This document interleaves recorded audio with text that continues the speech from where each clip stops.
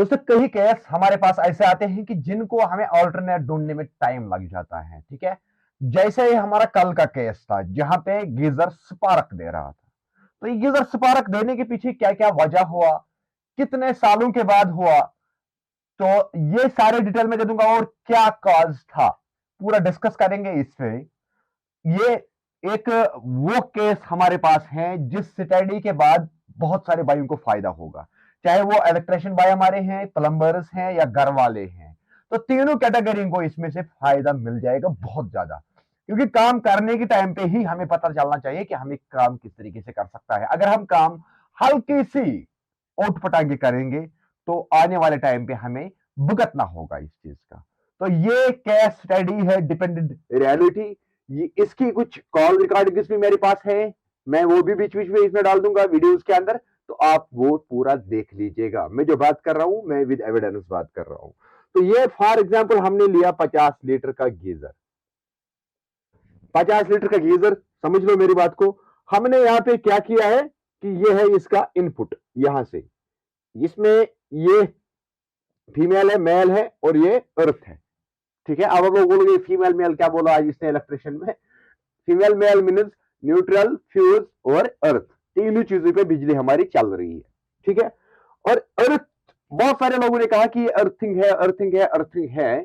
तो earthing connect कैसे करती है, कहां पे हमारी प्रॉब्लम हो रही है, अर्थिंग करने से क्या फायदा है, वो भी डिस्कस कर दूंगा। तो मामला हमारे साथ क्या हो रहा था कल कि यहां पे थे दो एंगल वैल्यू और दो एंगल वैल्यू हमारे कर रहे थे स्पार्किंग। ठीक है, दोनों कर रहे थे स्पार्किंग, वो फायर जैसे उठा रहे थे इस पे से। उसके बाद बीच में कुछ ऐसा हुआ कि ये पूरा जल गया। मामला क्या हुआ कि ये गीजर इंस्टॉल जब किया गया है वो किया गया है बिफोर 5 साल, 5 साल पहले गीजर को इंस्टॉल किया गया है। तो 5 साल के बाद इसके अंदर क्या हुआ, देखो कस्टमर का कहना क्या है। कस्टमर ने गलती कहां पे की थी इसके अंदर अभी के टाइम पे, पहले भी गलती बताऊंगा, कस्टमर की भी गलती बताऊंगा। कस्टमर ने गलती की है इसके अंदर, उसने रखा था टेम्परेचर 75 डिग्री, 75 डिग्री इसके अंदर टेम्परेचर रखा था गीजर के अंदर। ठीक है, इसके अंदर काम करने का तरीका क्या है, आप 75 डिग्री हो तो क्या होगा, देखो क्या होता है।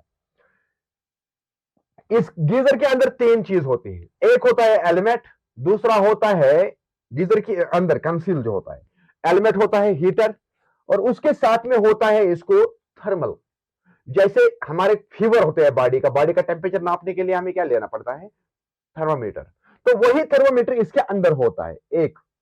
उसके बाद इसी के अंदर होता है थर्मोस्टेट, लेकिन थर्मोस्टेट इसके अंदर हैंग हो जाता है, वो इसके अंदर कंसील रखते हैं।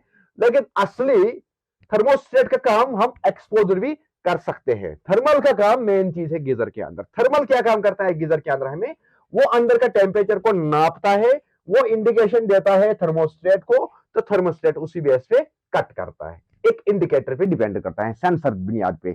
थर्मल ने दिया सेंस किसको, थर्मोस्टेट को, और थर्मोस्टेट बिजली कट करता है। ठीक है, यहां पे हुआ क्या था फिर, यहां पे हुआ क्या था, कस्टमर का कहना है कि मेरा स्विच भी बंद था तब भी मेरा ये हुआ।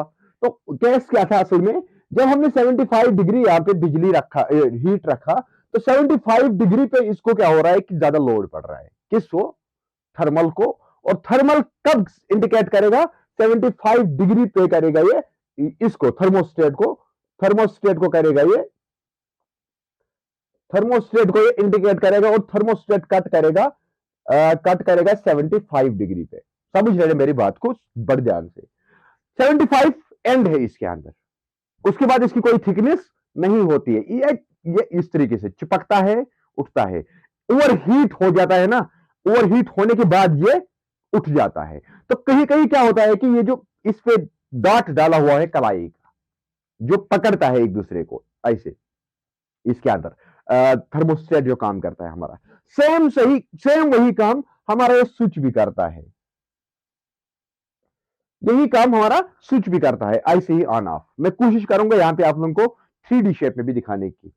तो उसके साथ होता क्या है, 75 डिग्री पे जब हमारा हो रहा है ना, तो ये बहुत सारे टाइम पे इसको जो एक्सेस लोड पड़ रहा है ना, कभी कभी क्या होता है कि ओवर हीट होने के बाद चिपक ही रहता है थर्मोस्टेट अंदर, इसका कट जो है वो चिपक ही रहता है, लगे रहता है इसके साथ। तो उसी चीज को हम कहते हैं फिर ये जी हमारा हो गया खराब।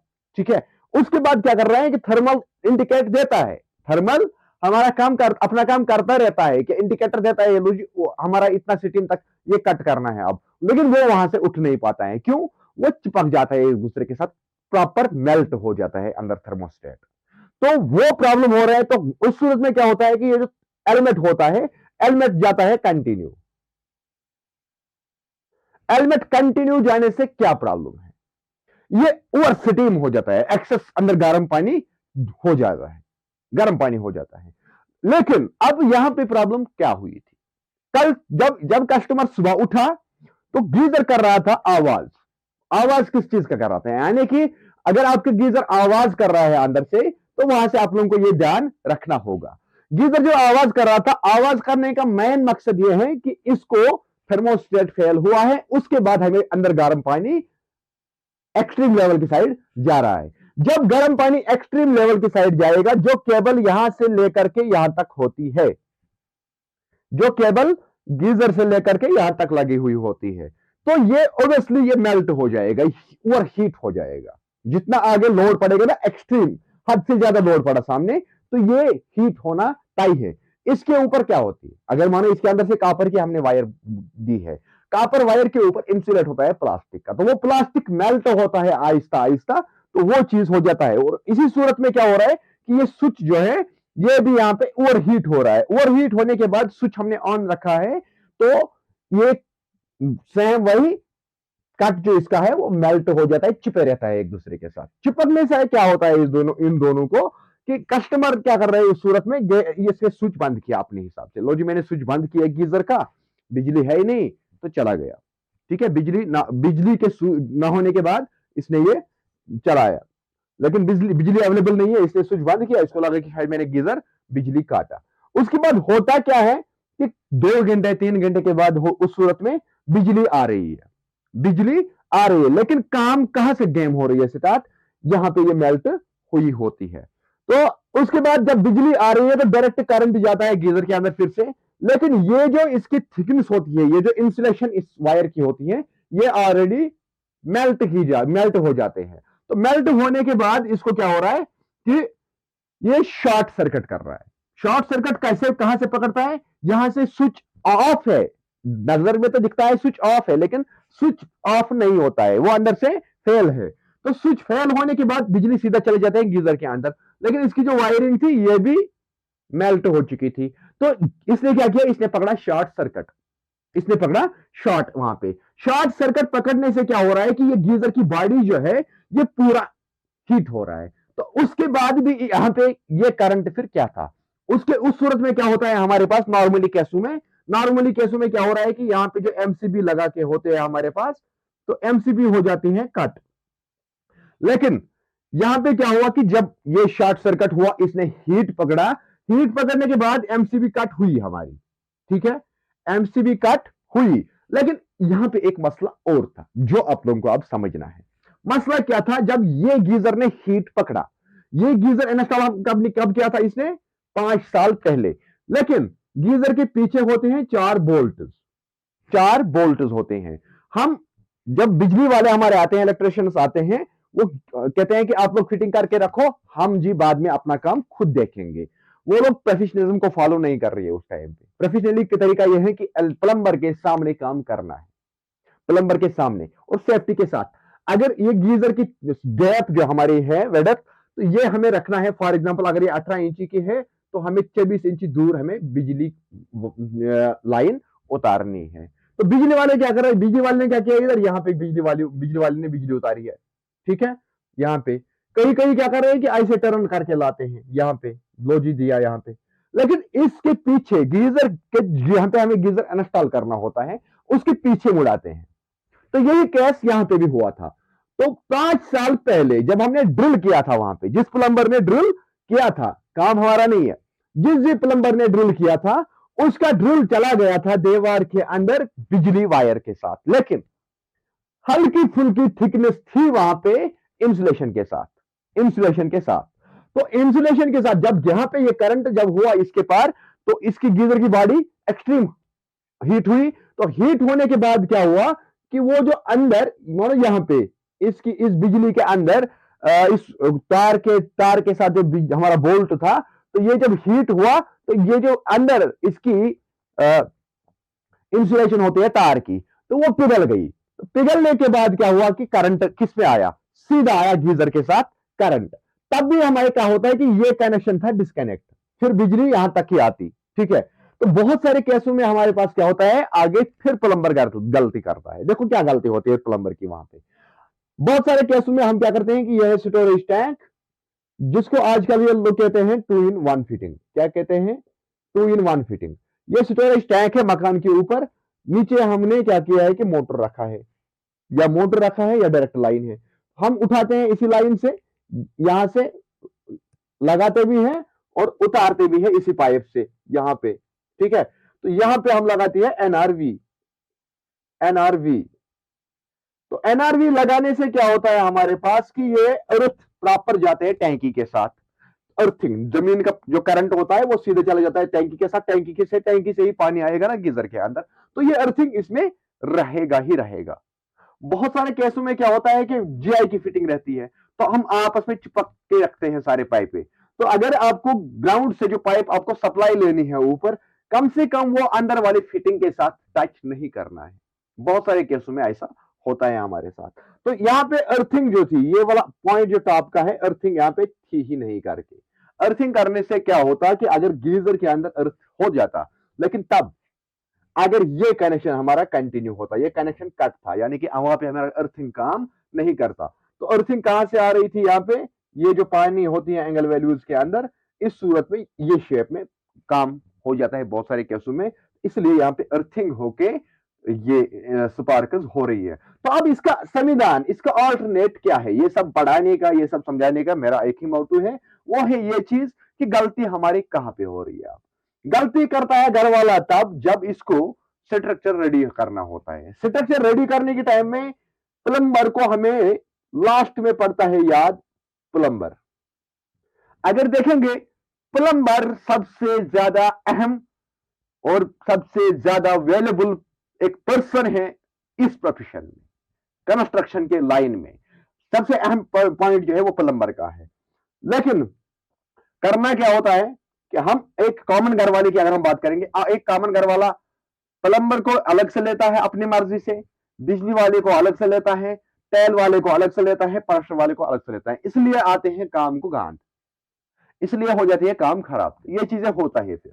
तो उस सूरत में हमें क्या करना चाहिए था, अगर अब हमारे पास सेपरेट टीम्स है, सेपरेट अलग अलग टीम हमने खुद मर्जी से चूज किया, तो उसमें क्या करना है, प्लम्बर को, बिजली वाले को कम से कम यहां जहां पे हमारा गीजर इंस्टॉल करना है, तो कम से कम उस लाइन से दूर ही रखना है, उस एरिया से दूर रखना है बिजली को। तो वो असल में प्रोफेशनल अगर हम देखेंगे तो आप लोग देखोगे बहुत सारे फॉरेन एरियाज में ग्राउंड के ऊपर से फिर नीचे से उठाते हैं लाइन को। फॉर एग्जाम्पल ये है ग्राउंड, इसके ऊपर से हर जगह उठाते हैं लाइन, या बहुत सारे केसों में क्या होता है कि सीलिंग के ऊपर से उतारते हैं। ठीक है, लेकिन जो हम कंसील करते हैं ना, कंसील, कभी भी गीजर के आसपास, गीजर हो, वॉशिंग मशीन हो, या यहाँ पे ड्रिलिंग एरिया हो, तो बड़ी सेफ्टी के साथ बिजली वालों को काम करना होगा। यहां पे जो गलती हुई थी वो बिजली वाले को हुई थी 5 साल पहले, फिर उसके बाद प्लम्बर ने गलती की। प्लम्बर ने इसलिए 5 साल तक इस चीज को छोड़ा कि उसको तब तक करंट जनरेट नहीं हो रहा था। तो ये चीजें क्यों हुआ इसके अंदर, तब भी ये चलता। लेकिन इसको जो ये मामला हुआ था 75 एक्सट्रीम, जब हमने ज्यादा टेम्परेचर का पानी हम इसमें देते हैं, गीजर को ज्यादा हीट करते हैं ना, तो ऑब्वियसली आप लोग समझ लो आपका थर्मोस्टेट जो है वो खराब होना ही होना है। आपका हेलमेट खराब नहीं होगा, आपका थर्मोस्टेट खराब होगा, गीजर का थर्मोस्टेट खराब होगा। थर्मोस्टेट जब खराब होगा तो गीजर के अंदर बहुत सारे प्रॉब्लम्स क्रिएट होगा, आपको एक्सट्रीम पानी निकल सकता है, तो आपको बहुत ज्यादा परेशानी का सामना करना पड़ सकता है। तो बेहतर सबसे बेहतरीन तरीका क्या है, जहां कहीं पे भी हमने गीजर इंस्टॉल किया है ना, 55 टू 60 के बीच में हमें टेम्परेचर रखना होगा गीजर का, उससे बहुत सारे फायदे हैं। तो साथ में बिजली वाले भाइयों को मैं एक ही रिक्वेस्ट करूंगा कि ये जो आप लोग इस तरीके से मुड़ाते हो, कहीं पे इस तरीके से मुड़ाते हो लाइनें, कहीं पे हॉरिजॉन्टल शेप में हमारी पाइपों के अंदर से, प्लम्बर्स के पाइपों के अंदर से, तो उन चीजों को परहेज करिए। आप लोग या तो प्लम्बर को फॉलो करें, जहां पे प्लम्बर कहेगा वहां पे रखिए, या तो ये चीजें ना करें कि आप अपना काम करके जाओ, हम अपना काम खुद करके जाएंगे। वो तरीका काम का नहीं है। प्लम्बर जब तक साइट पे है तब तक आप लोगों को आना होगा, रियल तरीका ये है। अदरवाइज कस्टमर के लिए बेहतर एक ही तरीका है, जिस प्लम्बर के साथ सारा टीम अपना है, टाइल वाला, प्लम्बर, प्रेशर वाला, तो प्लम्बिंग कॉन्ट्रैक्ट उसी को दे दीजिएगा।